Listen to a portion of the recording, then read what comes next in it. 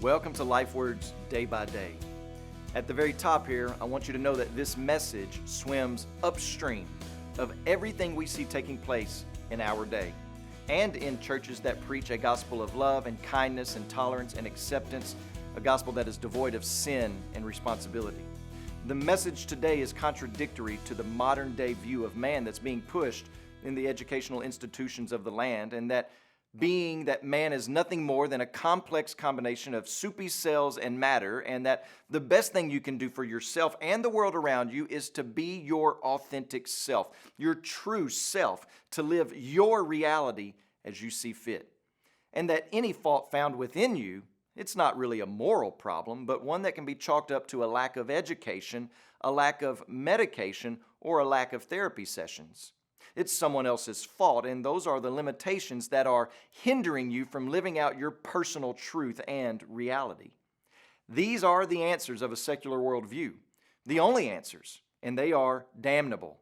Blame gets passed around, but never owned. Now, I'm not against education or medication or even therapy. They have their place and they're very beneficial, but they do not ultimately solve or fix the problem with humanity. So today's word is absolutely out of step with the world. It is like nails on a chalkboard that make modern man cringe. But that's a good thing because the world is opposed to God. Our cadence as followers of Christ is to be out of step with the world. So what exactly is this scandalous message? Well, remember that 1 Samuel was written to give a historical account of how kings became the primary players in the life of the people of Israel. So far, we haven't made it to the point when the people asked for a king, but we are getting close. But from this story, the original audience would learn that victory and peace, those things do not come from military might or from religious tokenism. Victory and triumph in life come from God, by God. That God all by himself is able to handle himself. And the way back to God is through repentance.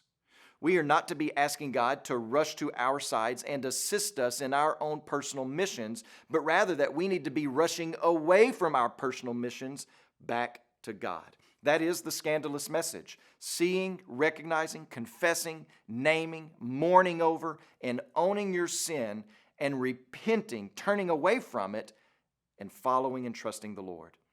And the Lord stands ready to restore the repentant life, not religious tokenism and voodoo. The repentant heart is the condition of the Lord's restoration. To see this in action, come on back tomorrow.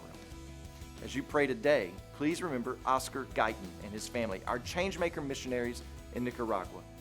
And also remember the Imwera Life Word broadcast that's heard throughout Tanzania.